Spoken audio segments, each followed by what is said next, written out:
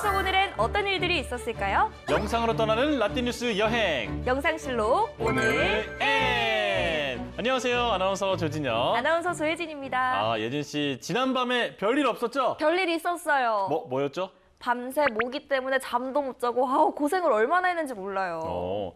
그래서 그런지 약간 목이 좀 잠겨 보이는 것 같기도 하고 네. 눈도 좀 뒤집어지려고 하고 그런 것 같은데. 죽을 것 같아요. 그런데 걱정 마세요. 옛말에 처서가 지나면 모기도 입이 비뚤어진다라는 말이 있거든요. 매년 8월 23일이 처서니까 곧 더위도 한풀 꺾이고 꿀잠도 가능할 겁니다. 그렇구나. 근데 사실 뭐 모기 때문에 못 잔 것도 있지만 다른 이유가 있어요. 오늘은 또 어떤 과거 여행을 할까 설레서 잠이 안 오는 거 있죠. 저는 설마 했어요. 홍보 열심히 해야 되잖아요. 그럼요. 으이그. 그럼 오늘도 얼른 떠나봐야겠죠. 자, 오늘은 8월 19일부터 8월 25일까지 한 주간의 과거를 한번 살펴볼 텐데요. 8월 19일부터 함께 보시죠.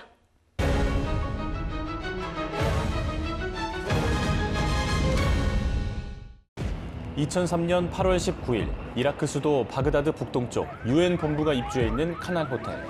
이곳에 폭탄을 실은 차량 한 대가 돌진했습니다. 이 차량 폭탄 테러로 세르지오 UN 이라크 특별대사를 비롯한 UN 직원 24명이 사망하고 100여 명이 다쳤는데요. 아이고, 인명피해가 컸네요. 당시 세르지오 UN 이라크 특사는 UN을 대표해서 이라크 현지에서 국가 재건과 신정부 수립 작업을 돕는 활동을 벌이고 있었는데요. 그 와중에 변을 당한 겁니다. 그리고 당시 UN의 이라크 석유 식량 프로그램을 총괄하는 베논 세반 국장과 UN 아동 구호기금 관계자도 부상을 입었다고 하죠.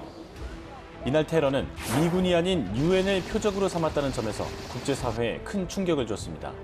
범인은 9.11 테러를 주도한 알카에다 등 이슬람 테러 조직으로 추정됐는데요. 당시 코피 아난 UN 총장은 테러로 인해 UN이 이라크에서 철수하거나 위축되는 일은 결코 없을 것이라고 강조했습니다. 당시 조지 부시 미국 대통령 또한 테러에 대한 단호한 대처를 거듭 다짐했는데요. Terrorists are testing our will. Across the world, they're finding that our will cannot be shaken. 테러 발생 5년 후 유엔은 안타까운 테러로 목숨을 잃은 인도주의 활동가들을 기억하고자 매년 8월 19일을 세계 인도주의의 날로 지정했습니다. 그럼 이번엔 1991년으로 가볼까요? 1991년 8월 19일 오전 6시 소련 텔레비전과 라디오에서 긴급 방송이 흘러나왔습니다. 미하일 고르바초프 대통령이 건강상의 이유로 대통령 직무를 수행할 수 없게 됐으며 겐나디 야나예프 부통령이 대통령 권한을 대행한다. 국가 비상사태위원회를 자칭한 혁명 세력의 발표였는데요. 쿠데타가 일어난 것이었습니다. 이 쿠데타 주역은 야나예프 연방 부통령과 군 수뇌부 등 강경파 인사들이었는데요. 국가보안위원회 위원장 블라디미르 크루치코프, 부통령 야나예프 등 8인이 중심이 된 쿠데타 세력은 거사 하루 전인 18일 크림반도의 별장에서 여름 휴가를 보내고 있던 고르바초프를 찾아가 대통령직에서 사임하고 야나예프 부통령에게 권력을 넘길 것을 요구했습니다. 그런데 이들의 쿠데타는 보리스 옐친 러시아 대통령을 비롯한 개혁 지지 세력과 모스크바 시민 대부분의 저항에 맞닥뜨렸는데요. 옐친은 쿠데타를 비난하면서 소련 국민들에게 총파업 참여를 촉구했고 옐친 지지자들은 러시아 공화국 최고회의 의사당에 이르는 길에 바리케이트를 설치하고 쿠데타 세력에 맞섰습니다. 그 결과 쿠데타 발발 하루 만에 국가 비상사태위원회 위원 8명 가운데 3명이 위원직 사임을 발표했는데요. 결국 쿠데타 발발 사흘 만에 KGB 고위 간부들과 상당수의 군 장성들이 옐친에 대한 지지를 표명함으로써 강경 보수파의 쿠데타는 막을 내렸습니다. 이뿐만 아니라 과거 속 8월 19일에는 또 다른 일도 많았는데요. 1942년에는 2차 세계대전에서 연합군의 DF 상륙작전이 실패하기도 했습니다. 그럼 당시에 독일이 이긴 거예요? 그런 셈이죠. 당시 연합군은 캐나다군 5천여 명과 영국군 1,000명, 그리고 최정예 유격대원 50명으로 구성됐었는데요. 독일이 방어에 성공하면서 당시 연합군의 70%가 전사하거나 포로로 붙잡히고 작전은 실패로 끝났습니다. 그렇구나. 또 1981년에는 양양과 인제를 잇는 한계령 도로가 개통하기도 했는데요. 여기 그 설악산의 아름다운 경치를 한눈에 볼 수 있는 그런 곳이잖아요. 맞아요. 그런데 2006년에는 수해 피해를 크게 입어서 한동안 통행에 어려움이 있기도 했죠. 그럼 이번에는 8월 20일의 과거 속으로 떠나볼까요?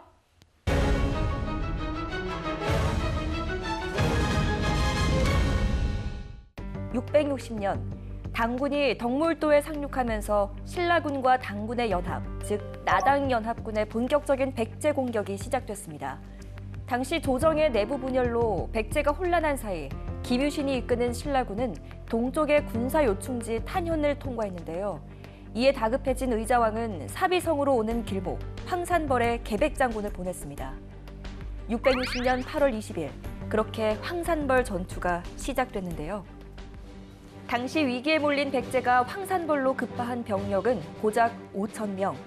도성 방어와 국경 수비로 분산된 병력을 모두 불러들이기엔 시간이 촉박했습니다.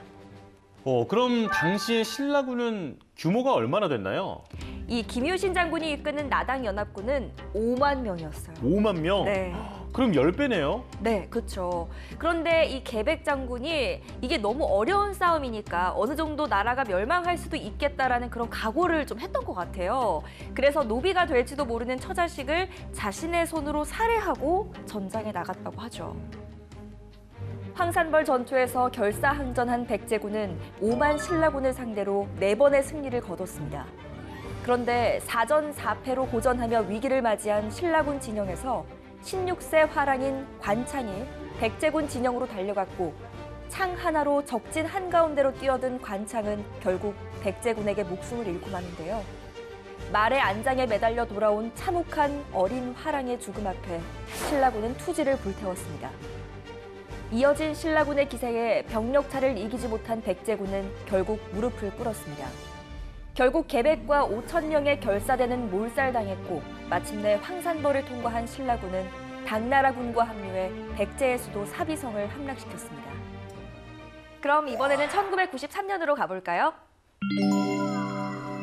1993년 8월 20일 제1차 대학 수학 능력 시험이 오전 9시부터 오후 4시 50분까지 전국 658개 시험장에서 치러졌습니다.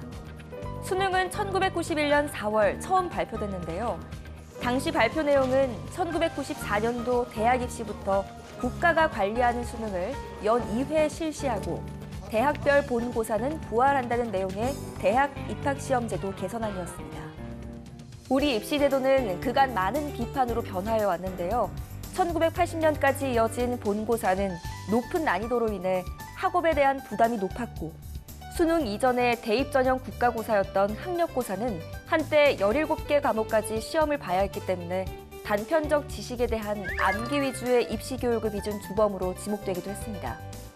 폭넓은 사고력을 측정하기 위해 야심차게 출발한 첫 수능의 2회 실시는 한 해 만에 사라지게 되는데요.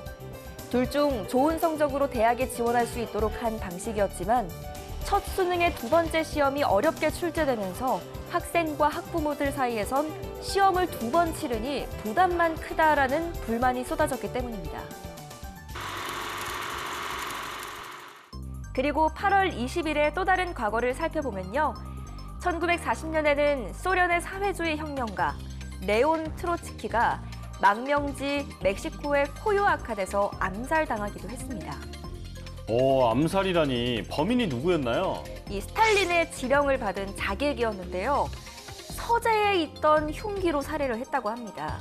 레온 트로츠키는 암살 사건이 발생하기 석 달 전에도 스탈린의 비밀 경찰에 의해서 기관총 세례를 받은 적이 있었대요. 야, 정말 끝까지 쫓아가서 결국은 암살을 해냈네요. 네.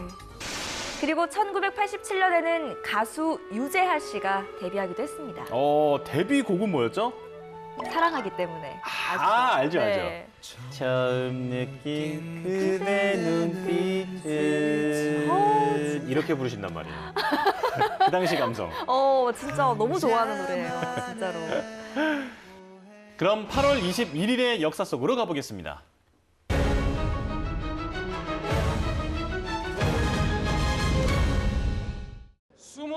두 번째 하계 유니버시아드 대회의 개최를 선언합니다. 지구촌 대학생들의 스포츠체전 2003년 8월 21일 국내에서는 처음으로 하계 유니버시아드 대회가 대구에서 개막됐습니다. 개막 이후 11일간 174개국 4,200여 명의 선수들이 열전에 돌입했는데요. 특히 당시 개막 사흘 전 불참을 선언했던 북한이 우여곡절 끝에 대회에 참가하면서 관심을 모았습니다.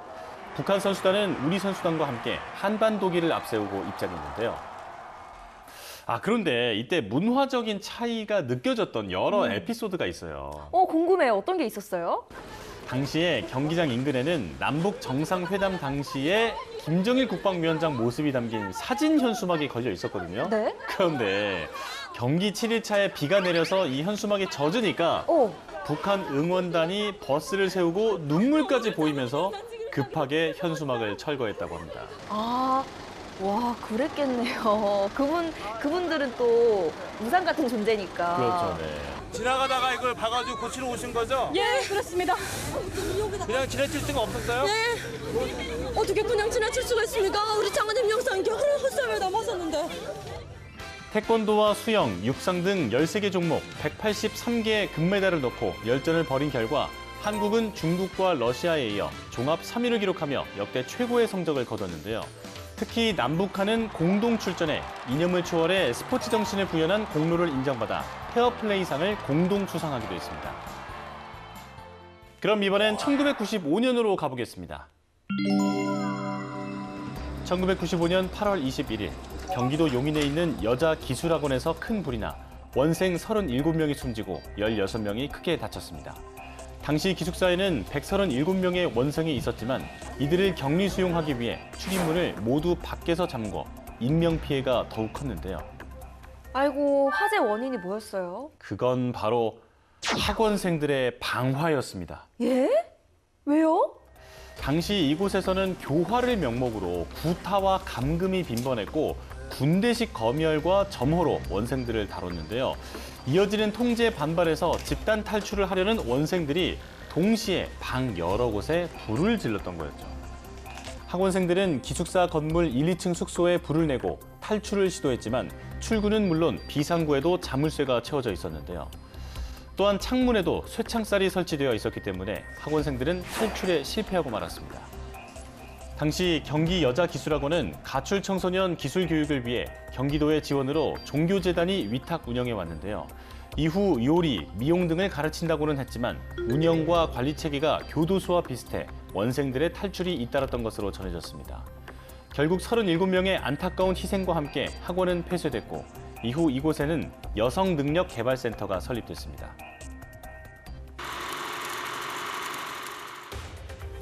이뿐만 아니라 8월 21일에 또 다른 과거를 살펴보면요. 1983년에는 필리핀 야당 지도자 아키노 전 상원 의원이 괴한의 총격을 받아 숨졌습니다.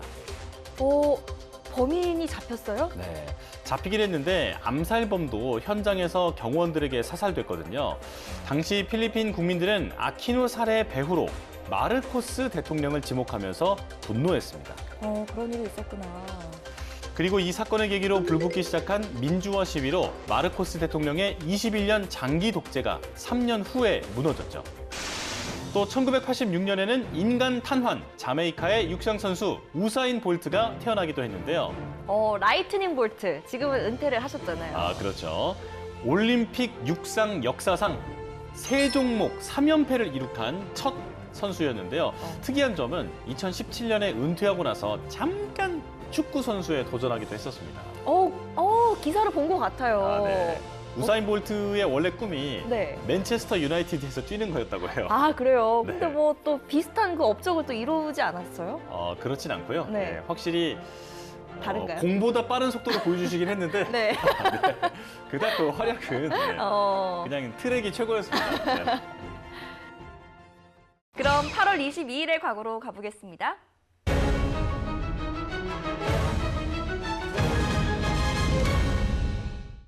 1984년 8월 22일 남아프리카 공화국에서 흑인들을 제외한 유색인종과 백인들만 참여하는 국민투표가 실시됐습니다. 이 투표는 흑인에게 투표권을 줄 것인지를 묻는 투표였는데요. 투표가 진행되는 가운데 백인 정부의 인종차별 정책에 항의하는 흑인들의 반정부 시위는 격화했는데요. 흑인들은 황인종 등 다른 유색인종의 투표 거부를 외치며 대대적인 동맹 파업을 벌였고 남아공 정부는 경찰을 동원해 흑인들의 평화 시위를 무자비하게 진압했습니다. 그리고 이날로부터 10년 뒤인 1994년 4월, 마침내 남아공 최초의 다인종 자유선거가 실시되면서 남아공의 흑인들이 최초로 투표권을 행사하게 됐습니다. 그럼 이번에는 1960년으로 가보겠습니다. 1960년 8월 22일, 소련 모스크바에서 이색적인 기자회견이 열렸습니다. 기자회견의 주인공은 스트렐카와 벨카라는 이름의 개 2마리, 그리고 쥐 40마리 등이었는데요. 이 동물들은 기자회견이 있기 얼마 전 역사상 처음으로 우주여행을 즐긴 뒤 생환했습니다. 스트렐카와 벨카를 포함한 동물들은 기자회견이 있기 사흘 전인 8월 19일 스푸트니크 5호를 타고 이륙해서 지구 궤도를 16바퀴 돈 뒤 이튿날 살아서 돌아왔는데요. 당시 소련이 이 동물들을 우주로 보낸 것은 바로 이듬해 4월 인류 최초의 유인 우주비행을 실현할 인공위성 보스토크의 발사를 미리 시험해보기 위해서였는데요. 동물들의 우주비행으로 우주에 생명체를 보낼 수 있다는 게 증명이 됐고 인류는 이듬해 유리 가가린을 태우고 첫 우주비행에 성공했습니다. 그리고 8월 22일의 또 다른 사건을 살펴보면요. 1982년에는 한국과 나이지리아 양국 대통령의 공동성명 발표가 있기도 했습니다. 어떤 내용이었죠? 경제개발 경험의 상호 교환, 그리고 남북한 유엔 동시가입 문제 지지, 이런 내용들이 포함되어 있었대요. 그렇구나. 그리고 2004년에는 노르웨이 뭉크 박물관에서 이 뭉크의 절규가 도난당하는 사건이 벌어지기도 했습니다. 아니, 뭉크의 절규하면 이거잖아요. 네, 맞아요. 정말 유명한. 범인들이 대담하게도 이 범행 시간으로 관람객들이 있는 그 시간대를 노렸다고 해요. 오. 정말 간이 크죠. 그러니까요. 당시 총기로 관람객들과 직원들을 위협한 뒤에 그림을 가지고 달아나게 됩니다. 자, 그럼 8월 23일의 과거 속으로 가볼까요?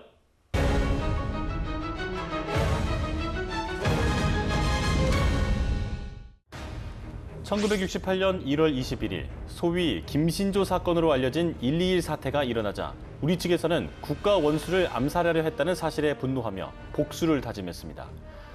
곧바로 북한 침투 작전을 위해 3군에 1개씩 이를 전담할 특수부대를 창설했고 그중 공군 산하에는 684 부대가 창설됐는데요.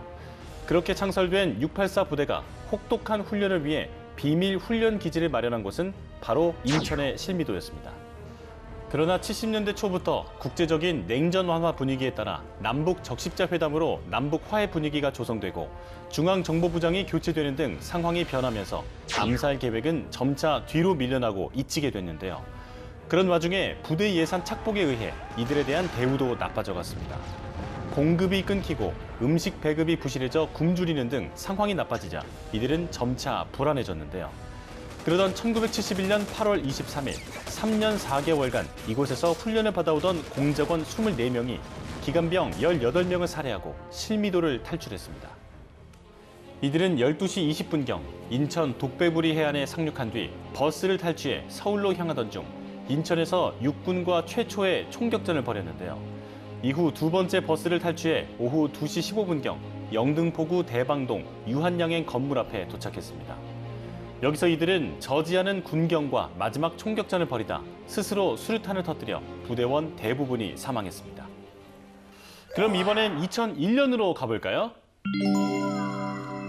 2001년 8월 23일 당시 스탠리 피셔 IMF 수석 부총재가 한국의 IMF 관리체제 종료를 공식 선언했습니다. 우리나라는 IMF로부터 빌렸던 차입금 195억 달러 전액을 당초 예정보다 3년 일찍 상환하면서 IMF에서 벗어났는데요.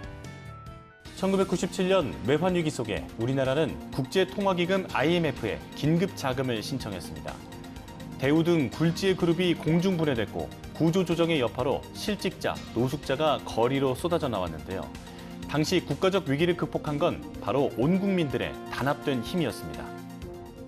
외환 위기 당시 39억 달러에 불과했던 우리나라의 외환 보유고는 3년여 만에 1,000억 달러를 육박할 정도로 늘었고 외국인 투자도 배 이상 증가했는데요. 이후로도 계속된 경제 성장에 우리나라는 2018년 이후부터 현재까지 4천억 달러 이상의 외환 보유액을 유지하고 있습니다. 그리고 8월 23일에 또 다른 과거를 살펴보면요. 2008년은 대한민국 야구 대표팀이 베이징 올림픽 야구에서 9전 전승으로 금메달을 딴 날이기도 합니다. 야, 이날 제가 잊을 수가 없어요. 베이징 올림픽에서 금메달. 그렇죠. 대단한 날이었죠. 그래서 이날을 기념해서 야구의 날이 만들어지기도 했죠. 그래요? 그건 또 몰랐네요. 또 1969년에는 백범 김구 선생의 동상 제막식이 서울 남산 야외 음악당 광장에서 열리기도 했습니다. 그런데 특별히 이날 제막식이 열린 이유가 있었어요? 사실 이날은 백범 김구의 생일이기도 했거든요. 추모 20주기를 기념해서 김구의 의로운 뜻을 기르기 위해 세워진 동상은 해외 동포와 각계의 성금으로 제작됐다고 합니다. 그렇구나. 그럼 이번에는 8월 24일의 과거 속으로 떠나보겠습니다.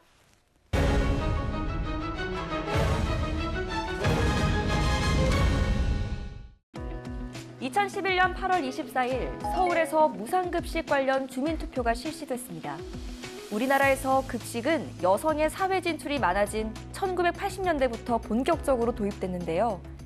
1981년 학교급식법과 학교급식 시행령을 기점으로 점심을 굶는 학생을 위주로 식사를 제공하다 1998년부터는 전국 모든 초등학교에서 급식을 실시했습니다. 2000년대에 들어서면서 중학교와 고등학교로 확대됐고 2003년 초중고 전면 급식이 실시됐는데요. 급식이 이렇게 변화해오던 중 2010년 무렵 무상급식에 관한 논란이 떠올랐습니다. 특히 오세훈 서울시장은 2010년 서울시의회가 초등학교 무상급식을 위한 조례를 제정하자 거세게 반대했습니다. 2011년 8월 그는 서울시장직을 걸고 무상급식 전면 시행 여부를 주민투표에까지 붙였지만 투표율이 성립 요건 33.3%에도 미치지 못해 개표조차 하지 못했는데요. 저는 주민투표의 결과에 책임을 지고 오늘 시장직에서 물러나고자 합니다. 결국 당시 오세훈 서울시장은 자리에서 물러나게 됐고 무상급식은 현재 전국에서 시행되고 있습니다. 그럼 이번에는 79년으로 가보겠습니다. 현재 이탈리아 캄파니아 나폴리에 위치한 도시이자 역사적으로 유명한 고대 로마의 도시 폼페이. 79년 8월 24일 베수비오 화산의 폭발로 인해 단 18시간 만에 폼페이가 잿더미로 변했습니다. 이 도시는 오랜 시간 잊혀졌다가 1592년 폼페이 위를 가로지르는 운하를 건설하는 과정에서 건물과 회화 작품들이 발굴돼 사람들에게 알려졌는데요.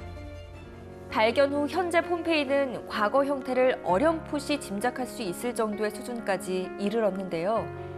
폼페이 유적지는 보존 상태가 훌륭한 데다 당시 사람들의 삶을 엿볼 수 있는 고고학적 가치도 커서 1997년 유네스코 세계유산에 등재되기도 했습니다. 1년에 400만 명 안팎의 내외국인 방문객이 찾는 관광명소 폼페이. 그 놀랍고 신비한 이야기는 여전히 계속되고 있습니다. 그리고 8월 24일에 또 다른 과거를 살펴보면요. 1977년에는 소말리아와 국경 분쟁을 겪고 있던 에티오피아에 국가동원령이 내려지기도 했습니다. 국경 분쟁, 그 결과는 어떻게 끝났나요? 8개월간에 걸친 전투 끝에 에티오피아의 군의 승리로 끝났습니다. 또 1992년에는 한국과 중국이 정식으로 국교를 수립하기도 했는데요. 한국은 중국을 유일한 합법 정부로 승인하고 타이완이 중국의 일부라는 중국의 입장에 합의했고 중국은 한반도의 평화 통일을 지지한다라고 합의했죠.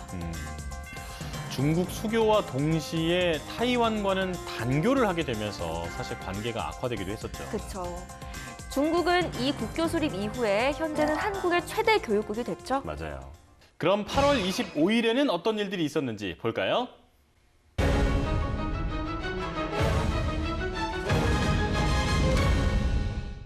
2012년 8월 25일, 1969년 아폴로 11호를 타고 인류 최초로 달에 착륙한 미국의 우주 비행사 닐 암스트롱이 향년 82세로 별세했습니다.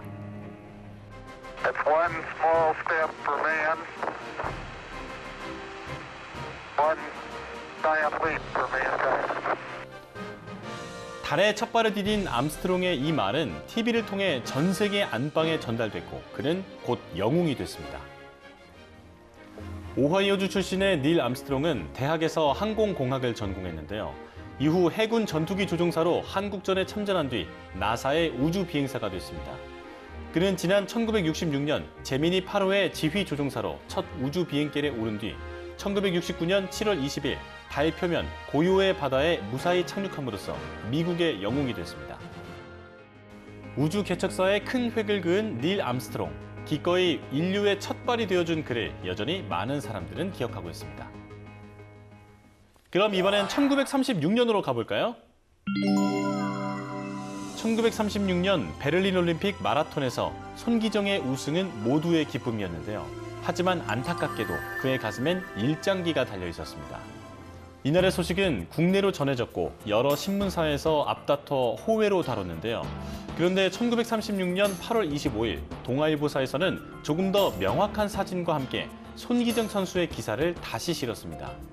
자세히 본 이 기사에서는 일장기가 삭제돼 있었는데요. 일장기가 지워진 사진을 본 일본 관원은 문제를 제기했는데요.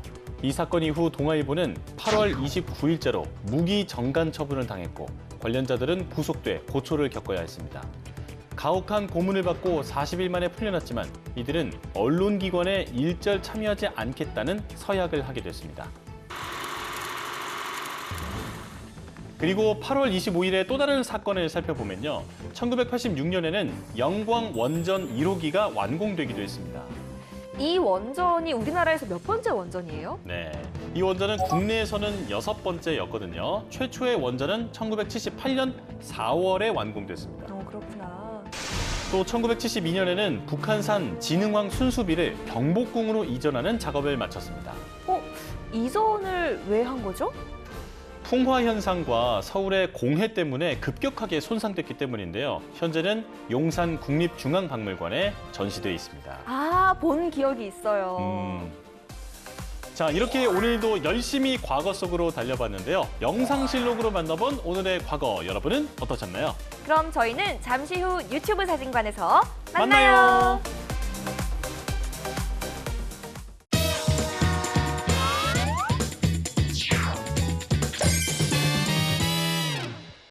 모든 역사는 한 장의 사진으로 남는다. 뉴스로 추억을 소환하는 레트로 감성 라떼 맛집. 뉴스와 함께 세상 모든 것의 역사를 알아보는 시간. 인생이 뉴스다. 우리의 인생 사진을 만나볼 수 있는 유튜브 사진관에 오신 걸 환영합니다. 여기는 라떼 월드. 이야. 신났다. 너무 신났는데 오늘.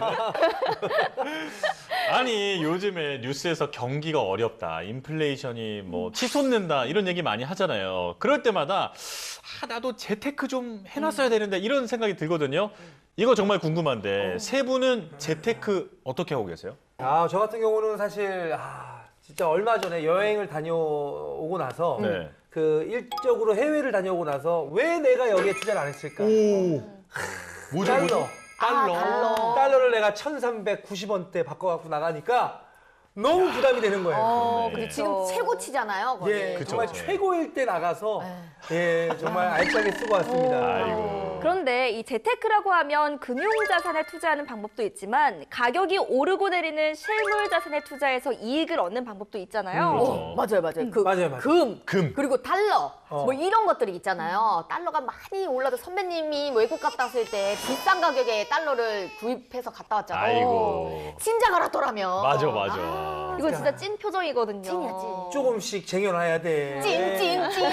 찐이야. 야, 이걸 어떡하지? 와, 진짜 얄밉다, 진짜. 이거 한테 지워 박을까 그냥? 이마에 꿀밤 재택 한번 해줘. 재테크 참어 좀만 달러. 근데 라떼 세대 재테크 수단으로 금, 뭐 말씀하신 달러가 있다면 이 MZ 세대에게는 이것이 있다고 합니다. 뭐죠? 뭐지? 신발입니다. 신발? 신발이요? 슈즈. 와. 희귀 운동화를 사고 팔면서 이윤을 남기는 재테크, 이른바 슈테크라고 부르는데요. 신발 한 켤레가 수십만 원에서 많게는 수백만 원까지 거래가 되고 있다고 우와. 합니다. 최근 이런 슈테크 열풍 현상만 봐도 신발은 이제 그저 착용하는 의복 그 이상의 의미를 갖게 된 것 같아요. 그렇죠. 신발은 시대에 따라서 모양뿐 아니라 그 의미와 기능까지 변화해 왔는데요. 그래서 오늘 유튜브 사진관에서는 바로 이 신발의 역사를 살펴볼까 합니다. 아, 저희 엄마가 저도 이런 얘기를 하시더라고요. 지내냐고.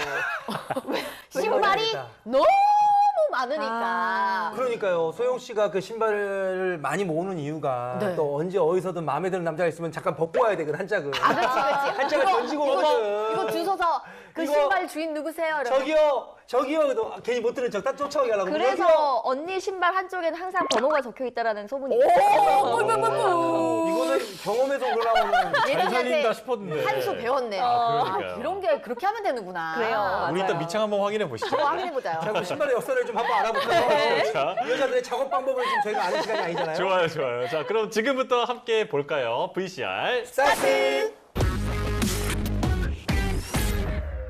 I need these fixed, you man. Sure. And I'm gonna need them tonight.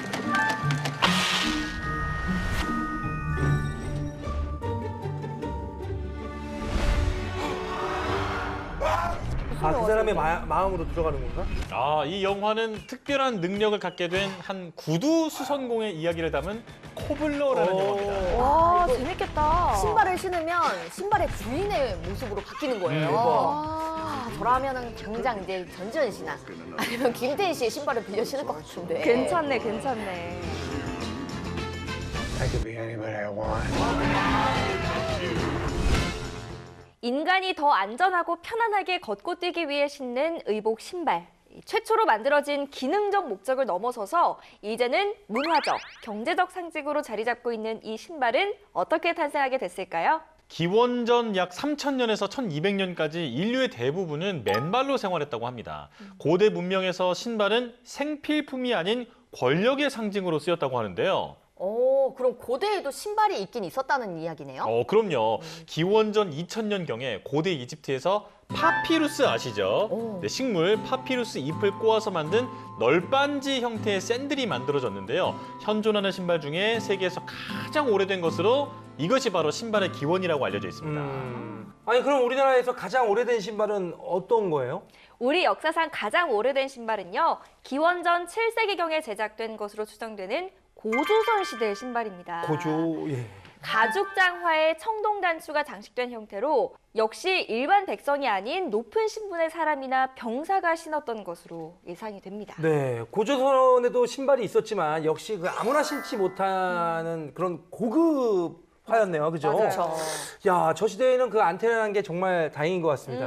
왜냐면 난 진짜 맨발로 뛰어다니기만 했을 것 같아요. 맞아요. 발 아파잖아, 그러면. 근데 뭐 발바닥이 두꺼워졌겠죠. 그쵸, 그러면서 그쵸. 발바닥에 굳은 살이 배기면서 키가 커졌겠죠. 오! 그러면 또 기분이 좋겠지. 내가 키가 꿀팁이네. 커지니까 다리가 길어졌을 거 아니야. 이야. 그러다 보면 딱 보니 어이구 저 총각은 아주 다리도 기네 이러면서 관심을 가졌겠지. 네, 이렇게 긍정적으로 살아가자고요. 아유, 네. 다행이네요. 지금 당장 신발 벗으셔야 될 것 같아요. 자, 이렇게 이후 우리나라 신발의 발전 역사는 문헌을 통해서도 확인할 수가 있는데요. 삼국시대에는 무려 금으로 제작된 신발도 있었다고 합니다. 금으로? 네. 나주 다시면의 보감리 고분. 이 지역 고분군에서는 금동 신발이 다수 발굴되었는데 금동관이나 환두대두와 함께 나란히 발견돼 토착 세력의 위세를 과시하는 물품임을 알게 한다. 저 당시에 신은 약간 과시용이긴 했네요. 백제 무령왕릉에서는 특이하게 앞정이 달린 금동 신발이, 신라에서는 화려한 황금의 금동 신발이 발굴돼 주목을 끌었다. 야, 저 신발은 신고 다니다가 깡패 만나면 바로 뺏기겠네. 그러게요. 네, 저스트 신발도 신고 다니면 옛날에 뺏기고 그랬는데. 맞아요, 맞아요. 문헌에 보이는 우리나라 신발의 역사는 더 오래되었다. 부여 사람들은 신발로 발목이 짧은 형태의 가죽신인 혁탑을 신었다 하였고, 마한의 경우 가죽신을 신어 민첩하게 다닌다 하였다. 또한 후한서에는 배로 만든 두루마기에 집신, 즉 초리를 신었다라는 기록이 보인다. 지금 우리는 더운 여름에 샌들을 신고 또 겨울에는 따뜻한 신발을 신잖아요. 과거에도 날씨에 따라 신발을 다르게 신었는지 그게 또 궁금하긴 합니다. 맞아요. 우리나라는 사계절이 뚜렷한 데다가 영토가 남북으로 길잖아요. 네, 그래서 지역에 따라서 기후가 많이 달랐는데 과거에는 기후에 따라서 생활 방식까지 다르다 보니까 그에 맞춰서 신발의 모습도 조금씩 달랐습니다. 아, 다르구나. 사냥을 자주 하여 짐승의 가죽이 풍부하고 자주 말을 타야 하는 수렵 문화의 북부 지역에서는 가죽신을 발전시켰고 야, 말을 타거나 사냥을 자주 가다 보니까 아무래도 튼튼한 신발이 필요했으니까 저런 신발이 발달했겠네요. 네. 말을 적게 타고 가죽 제품이 적은 남쪽 사람들은 벼농사를 바탕으로 풍부한 지프로 만든 집신을 발전시켰다. 환경에 따라서 다 제각각 잘 맞춰서 만들었네요. 보통 추운 북방 계열 문화로 장화처럼 신목이 발목 위로 올라간 긴 신발을 화라 하였고 따뜻해야 하니까. 기후가 따뜻한 남방 계열 문화로 신목이 짧은 신발을 리나 헤라 하였다. 이렇게 기후에 따라서 두 가지의 신발 형태가 존재한 것 같죠. 우리나라 신발이 고대로부터 이렇게 그 두 가지 형태의 신발이 존재를 했는데 이런 신발의 그 형태를 통해서 우리 민족이 북방계의 그런 그 유목 생활에 그런 그 생활을 했다는 것과 그리고 농경 생활에서 필요한 그런 신목이 짧은 그런 납작한 신발을 신었다는 것을 통해서 우리가 그러한 그 두 가지 형태의 그 문화를 병행했다는 것을 알 수 있겠습니다. 자, 보신 것처럼 삼국시대에는 일반 백성들도 그 지역의 날씨와 생활 방식에 적합한 신발을 제작해서 착용한 것으로 보이는데요. 화, 또 해 등으로 불리던 이 전통 신발은 조선시대에도 꾸준히 이용됐다고 합니다. 네, 또 조선시대에는 기후나 생활 방식뿐 아니라 때와 장소 상황, 즉 TPO. TPO 따라서 중요하죠. 신발을 다르게 신었다고 하는데요. 어떻게 달랐는지 한번 확인해 볼까요? 네. 유교의 성리학을 최상의 가치로 삼았던 조선은 사회적 지위가 구체화되면서 신발 또한 계급별로 때에 따라 규정했다. 경국대전 예전의 화해를 보면 백관들의 관복 제도가 공표되어 있는데 정1품부터 정9품까지 품기가 있는 벼슬아치를 보면 조복과 제복에는 흑피해를, 공복, 상복에는 흑피화를 신게 하였다. 신분제에 따라서. 관료들과 마찬가지로 일반인들의 생활에서도 관원 상제에 따라 사용되는 신발이 각각 달랐다. 특별한 날을 제외한 평상시에는 주로 낮은 해를 중심으로 신분과 남녀에 따라 다양하게 발전했다. 우리가 집신도 짝이 있다라는 얘기 하잖아요. 네. 맞아요. 자, 여기서 집신은 평범하고 보잘것없는 사람을 의미하는데 네. 이것만 봐도 과거부터 신발이 신분이나 계급을 나타냈다라는 것을 유추해 볼 수 있죠. 그런데 왜 하필 콕 집어서 집신이라는 표현을 했을까요? 듣는 집신 기분 나쁘게 아주. 그럴 수도 있지. 진짜 화가 많이 나네요. 그건 아마도 집신이 그 시절에 가장 대중적인 신발이었기 때문이지 않을까요? 지금으로 치면 그 슬리퍼도 제짝이 있다. 조리도 제짝이 있다. 맞습네. 말씀하신 것처럼 조선시대에 대중적으로 가장 많이 신었던 신발이 바로 집신이었는데요. 얼마나 인기가 많았는지 한번 보실까요? 그림에서 보듯 조선은 대부분의 사람들이 집신을 삼을 수 있을 정도로 집신은 가장 오래되고 가장 대중적인 신발이었다. 가볍고 편하잖아요. 오래 신기 어렵다는 단점에도 불구하고 고가의 가죽에 비해 재료를 쉽게 구할 수 있는 장점으로 서민들과 양반 모두에게 사랑받았다. 오, 저렇게 자기 발 모양을 해가지고. 집신이 널리 애용되다 보니 집신도 세분화됐는데 보통 고리 4개인 경우를 집신이라 했고 고리 6개인 경우를 미투리라 하여 좀 더 정교한 집신이 활용되었다. 아니 집신에도 종류가 있다는 사실을 오늘 처음 알았어요. 저는. 저도요. 사실 집신도 만드는 사람에 따라서 디자인이 좀 다르지 않았을까요? 맞아요. 본인이 그러니까 새로운 디자인을 만들어내고 막 좀 편리성을 자기가 만들어냈을 것 같아요. 맞아. 선배님은 그러면은 집신 어떤 거 신고 다녔어요? 내가 집신을 신고 다녔다고? 직접 꽈가지고 만들어 신고 다니셨다고 얘기 많이 들었는데. 그렇지. 이거 집신 아니야? 이거 원래 사실 색칠한 거지. 색칠한 거요? 역시. 좋아 보이는데. 집신으로 만들었냐? 아니요. 소리가 쫙쫙 나는데. 아니요. 아니 그런데 지금까지 이렇게 본 신발들은 그야말로 간의 수공업이잖아요. 직접 손으로 만든 그런 신발들인데 그러면 우리가 지금 신는 신발들은 거의 대부분 공장에서 만들어지지 않겠습니까? 우리나라는 언제부터 이 신발을 공장에서 만들었을까요? 우리나라 최초의 신발 회사는 1919년 설립된 대륙고무공업 주식회사인데요. 바로 이곳에서 처음으로 국산 고무신을 만들게 됩니다. 그 전까지는 일본에서 만들어진 고무신이 우리나라에 들어와서 큰 인기를 끌긴 했지만 값이 너무 비쌌다고 해요. 그래서 일반 서민들은 쉽게 신지 못했습니다. 아, 그래서 고무신을 대중화시키기 위해서 이걸 직접 만들기 시작한 거군요. 맞아요. 1920년대 우리나라에는 고무신이 등장하면서 획기적인 변화를 겪게 된다. 가벼운 재질의 고무로 만들어진 고무신이 대량 생산되고 적극적으로 받아들이며 고무신이 대유행한 것이다. 사실 지금도 우리나라 신발 만드는 기술이 세계적으로 유명한데 저 때부터 시작점이었네요. 그렇죠. 고무라고 하는 새로운 재료가 등장하니까 물에도 방수가 되죠.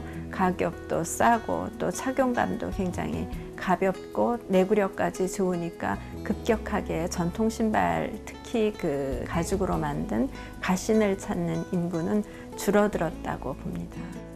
자, 이후에 이 고무신은 온 국민이 애용하는 국민 신발이 되는 것은 물론이고요. 우리나라 경제와 산업을 이끌어가는 중요한 수출 품목으로 성장해 나가기 시작합니다. 고무 공장을 찾아서 우리나라의 고무공업은 옛날부터 서울을 비롯해서 부산, 대구 등지에서 꾸준한 발전을 가져왔으며 특히 6.25 동란 후 국민경제 재건이 무엇보다 하일성 요청됨에 따라서 전국 각 고무신 공장에서는 각종 고무 제품의 단독의 발전을 거듭해서 하루 평균 고무신 15만 켤레씩을 생산하고 있습니다. 고무신의 원료인 생고무를 각종 약품과 배합을 하고 고무 홀련기에서 홀련을 해서 화문부에서 화려한 화문을 만든 다음에 재화부에 넘어가서 숙련된 수많은 여공들이 가지각색의 고무신을 한 짝씩 한 짝씩 만들어냅니다. 이렇게 해서 제품이 된 고무신은 국내 시장을 비롯해서 해외 수출까지 하고 있는 것입니다. 60년대 들어서면서 고무신을 만들던 기업들이 이제는 운동화를 주력 상품으로 판매하기 시작하는데요. 그러면서 고무신은 역사의 뒤안길로 점점 사라지게 됩니다. 네, 1970년대부터 80년대까지 대한민국의 가파른 경제 성장세와 더불어서 신발 산업도 크게 부흥하기 시작하는데요. 1980년대 후반에는 그 수출액이 세계 최고 수준에 이르게 됩니다. 근세 한국인의 신발은 집신과 미투리, 그리고 나무로 만든 신발과 가죽으로 만든 신발들이었으나 1919년 이후 고무신이 등장하면서 이 땅에 고무신 문화가 시작됐습니다. 예쁘다. 저것도 예쁜데. 아득한 옛날 삼국시대 이전부터 신발 문화를 향해온 우리 민족은 이제 고무신 대신 운동화, 구두 등으로 계속해서 신발류 수출 세계 1위를 확보하고 있습니다. 이렇게 1980년대는 우리나라 신발 산업의 전성기라고 할 수 있는데요. 이 시기에 왕자표 고무신을 만들던 국제 상사가 여러분 다 아시는 프로스펙 네, 이렇게 되고요. 동양 고무 화승이라는 회사가 르까라는 브랜드로 말이 안 나오네요. 다시 태어나면서 당시에 인기를 끌던 나이응, 아디다응과 정면 승부를 펼치게 됩니다. 아니 사실은 그때 수입 브랜드의 그 운동화가 인기가 많긴 했어요. 그런데 국산 브랜드라는 점에서 국민들의 관심을 끌어내기 시작했어요. 왜냐면 또 우리 또 국산 그 애국 마케팅 그런 게 있어. 근데 김광선 선수가 88 올림픽 때였을 거야. 프로스펙땡을 딱 신고 말이죠. 그게 또 신발이 좀 길어서 빨간색인가 그랬을 거야. 그래가지고 메이커가 잘 보이거든. 그거 신고 그 코털에 김광선 선수가 금메달을 따자마자 그냥 그때 그 운동화가 얼마나 많이 팔렸었어요. 난리가 났습니다. 금메달 운동화. 실제 1994년에 프로스펙땡 매출이 나이땡의 2배였다고 하니까 그 인기가 얼마나 대단했는지 짐작이 가죠. 근데 저는 진짜 궁금한 게 있어요. 지금까지 운동화 이야기 정말 많이 했잖아요. 근데 요즘에 제가 자주 신기도 하는 이 하이힐 요거는 또 언제부터 신었는지 이것도 궁금하거든요. 우리 소영 씨나 저한테 없어서는 안 돼. 그쵸. 필수템. 이 하이힐은요. 생각보다 그 역사가 굉장히 오래됐습니다. 또 재미있는 탄생 배경도 있다고 하는데요. 화면으로 함께 만나보실까요? 단순히 굽이 있는 신발이 아닌 특별한 나를 표현하는 도구로 여자들의 마음을 사로잡고 있는 하이힐. 단순히 굽이 있는 신발을 하이힐로 본다면 그 기원은 기원전 4세기 그리스 테베 고분 벽화에서 찾을 수 있습니다. 그 후 오늘날 하이힐의 시초는 15세기 무렵 쇼피네라는 신발에서 유래되었다고 하는데요. 오늘과 같은 힐이 아닌 앞뒤 굽이 똑같은 형태였습니다. 오, 보기만 해도 발목 시려. 아니 근데 진짜 너무 특이해요. 야, 신발이 저렇게 생기면 걷기 불편하지 않겠어요? 그럼 못 걸을 것 같은데? 중심이 뒤로 쏠리는 순간 바로 이제 꽈당 하는 거죠. 저거 신발은 그냥 서서 약간 관상용으로. 맞아요. 15세기 유럽에서 유행하던 하이힐의 모양이 저런 데는 특별한 이유가 있었습니다. 왕궁에 화장실이 없었기, 배설물이 마구 널렸기, 널려진 배설물을 밟기 싫었기. 위생 개념이 희박하던 중세시대, 온갖 오물을 피하기 위해 고안된 신발이 바로 오늘날 하이힐의 원조인 셈. 아, 변을 피하기 위해서 만들어졌네요. 그러네요. 그랬구나. 아, 정말 제가 괜히 죄송합니다. 그때 당시에 변기가 있었더라면 저는 하이힐 저 때문에 만들어진 겁니다. 그렇네, 변 때문이네. 그러니까 여러분들이 높게 다닐 수 있는 게 다 똥 때문이에요. 아, 그러네요. 때문이야. 근데 저런 하이힐도 아무나 신을 수는 없었다고 해요. 그럼요. 귀족들만 신을 수 있었대요. 아, 이럴 귀족들만요? 네. 이런 변이 있나? 아니 그럼 귀족 아니면 변을 다 밟고 다니는 거 아니야? 그러니까요. 아, 정말 너무하네. 이렇게 피하면서 다니거나 이런 거. 귀족들도 너네들도 쌀 거 아니야. 그러니까. 주로 높은 신분의 귀족들만 착용할 수 있었다는 당시의 하이힐.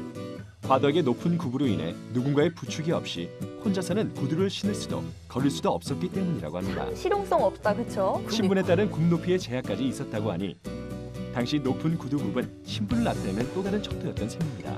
굽 높이에 따라서 그럼 오늘 이제 소영 씨와 제 굽 높이를 비교를 해보자면 오늘은 이제 제가 조금 신분이 조금 더 높은 거네요. 귀족이네. 예. 아, 정말. 아니 근데 이렇게 신분이 높으면 높을수록 굽이 높았던 거잖아요. 신분 높은 여성은 연애도 못했겠네. 아니 웬만한 남성들이 다 자기보다 작았을 거 아니야.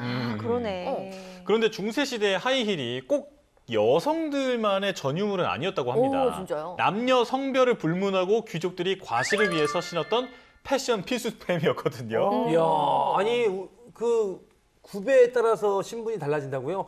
그럼 나 이제 지나가다가 그 개업식 현장에 삐에로 아저씨들 있잖아. 나 그 아저씨한테 잘할 거야. 난 잘할 거야. 당신은 이 시대의 귀족.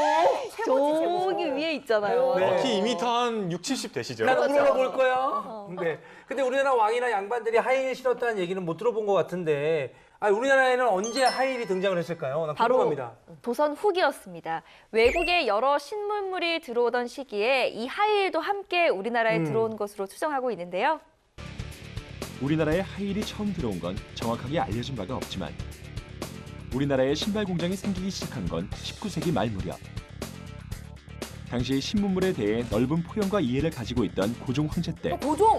반발령과 함께 신문물 중에 하나로 들어온 걸로 알려져 있습니다.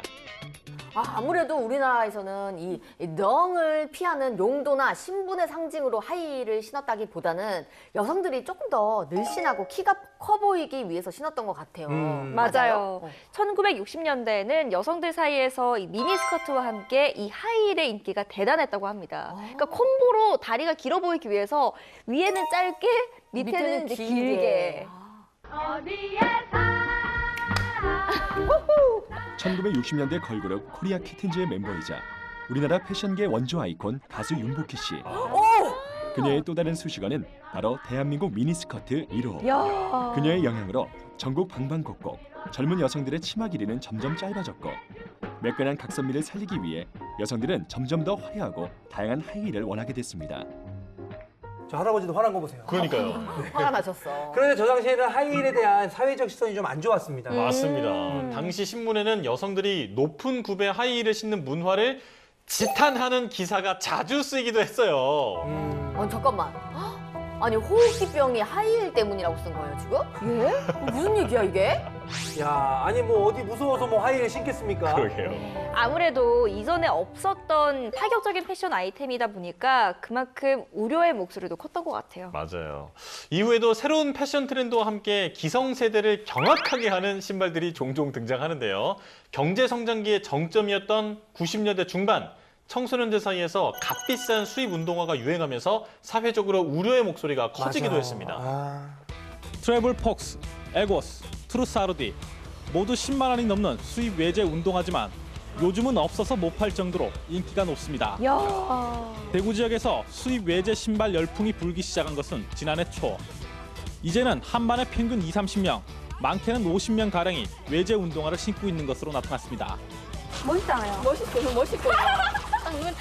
튀니까 남한테 튀니까. 아, 튀니까 좋고. 그 니네가 안 보이잖아. 그 니네 부모님, 뭐 아빠, 엄마가 볼 거 아니야. 왜 당당하면 얼굴을 못 돌리는데? 네가 당당하면 얼굴을 돌리고 인터뷰를 써야지. 저 가시나 지금 40대 됐다. 옆에 친구 아닙니까? 미안합니다. 그러나 10만 원이 넘는 신발을 쉽게 사주려는 부모는 많지 않습니다. 그렇지. 당연히 신발을 훔치거나 다른 학생의 신발을 뺏는 경우가 늘고 있습니다. 이렇게 많이 신는데 서로 막 신으려고 없어지고 그런 경우도 있지. 네, 없어져요. 너 훔쳐가는 거는? 이거 가다가 깡패한테 걸렸다 이거 그때 그래서 신발 뺏는 그런 깡패들이 많았어요. 맞아. 이 같은 중고등학생들의 무분별한 외제 선호 풍조와 갖고 싶은 물건은 훔쳐서라도 내 것으로 만들고 보자는 그릇된 의식이 이들을 지켜보는 많은 사람들을 안타깝게 하고 있습니다. 혹시 저 시절에 생각나는 또 다른 신발 있으세요? 저 때는 그 바퀴 달린 신발이 또 유행했었거든요. 세븐 씨가 신고 나와서 맞아요. 유행했던. 때문에. 힐땡땡이라고. 그렇죠. 그 신발이 너무 유행을 해서 남자애들이 많이 신고 다녔던 그 기억이 나요. 맞아. 그 세븐 씨 때 이렇게 인기 유행해가지고 많았어. 돌아와줘 말지 않다면 이거 하면서 쫙 이게 모자 쓰면서 이렇게 딱 내려쓰고 앞으로 쫙 가시잖아. 실제로 그 힐땡을 잘 타는 친구들이 또 인기가 실제로 많았어요. 맞아요. 그랬구나. 멋있지. 그 친구들이 그걸 탈 때는 항상 이제 걸어오다가 갑자기 뒤꿈치 딱 하면서 샥 하면서 앞에서 한 바퀴 돌아줘요. 맞아요. 그러면서 딱 멈추고 와서 이런 표정. 네, 맞아요. 좀 해보신 것 같은데. 지금 갑자기 이렇게 그럼요. 느끼했냐 나. 초등학교 때 좀 해. 2000년대 혜성처럼 등장한 신개념 신발, 이 힐리스의 인기가 정말 대단했는데요. 뉴스로 한번 만나볼까요? 와, 진짜 너무 멋있다. 아니, 진짜 저 당시 초등학생들 사이에서 진짜 인싸템이었어요, 인싸템. 서울 강남의 한 초등학교 4학년 교실. 자, 우리 친구들 중에 바퀴 달린 운동화 가지고 있는 친구 한번 손 들어보세요. 오, 많이 가지고 있다. 학생 37명 가운데 15명이 바퀴 달린 신발을 가지고 있었습니다. 학원 갈 때 타고 친구들이랑 놀 때 자주 타요. 쫙 내려갈 때 왠지 이렇게 스릴감이 느껴지는 거예요. 지난해에만 30억 원어치가 팔릴 정도로 어린이들 사이에서 폭발적인 인기를 모으고 있습니다. 진짜 와, 진짜 엄청 팔렸네요. 맞아요. 하지만 대부분 보호장구를 착용하지 않아 안전사고에 무방비로 노출돼 있습니다. 그럼 위험하죠. 빨리 타다가 돌에 걸려서 넘어져서 무릎을 다쳤어요. 보호장구 하면 움직일 때 좀 불편하고요. 더워가지고 막. 특히 이 신발을 오래 신고 다닐 경우 무릎과 허리에도 무리가 올 수 있다고 전문가들은 지적합니다. 바퀴 달린 신발은 신발이 아닌 레저용품으로 봐야 한다는 것입니다. 신발이기 때문에 인라인 스케이트와 같이 보호장구를 착용하지 않습니다. 그래서 갑자기 넘어지게 됐을 경우에는 손목이나 팔목, 심지어는 머리 같은 데를 손상하는 경우가 종종 있습니다. 소비자 보호원도 바퀴 달린 신발 때문에 최근 안전사고가 잇따르고 있다며 소비자 안전경보를 발령했습니다. 그러니까 보호 장비를 꼭 하고 타야 되는 것 같아요. 맞아요. 네. 자, 이렇게 신발은 단순히 발을 보호하는 차원을 넘어서서 패션과 레저의 기능을 더해왔는데요. 이제는 신발에 과학이 더해져서 우리의 일상을 바꿔놓기 시작했다고 합니다. 사람이 걸을 때마다 색깔이 달라집니다. 촉각 센서와 LED를 이용해 올바른 걸음걸이를 확인할 수 있는 스마트 신발입니다. 좋은 아이디어네. 이 신발은 힘 또는 압력의 세기를 측정할 수 있는 촉각 센서와 빛을 발하는 LED 기술이 접목됐습니다. 보통 올바른 걸음걸이는 발 뒤꿈치부터 시작해 발의 중앙과 앞부분이 차례대로 닿아야 합니다.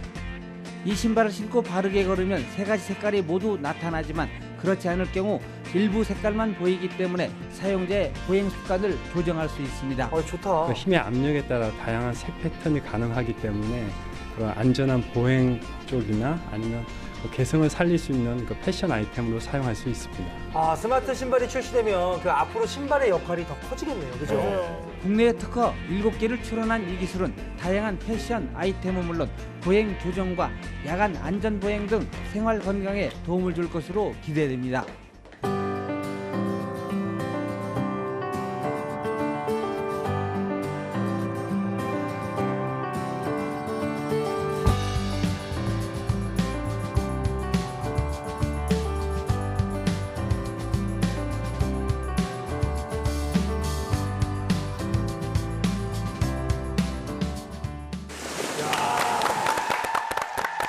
자, 오늘 유튜브 사진관에서는 신발의 역사를 함께 살펴봤는데요. 하루 중 많은 시간을 우리와 한 몸처럼 붙어있는 신발이 이렇게 다양한 스토리와 의미를 갖고 있는 줄을 몰랐네요. 네, 미래에는 또 어떤 신발이 우리의 일상을 새롭게 바꿔놓을지 기대가 되네요. 지금까지 유튜브 사진관이었습니다.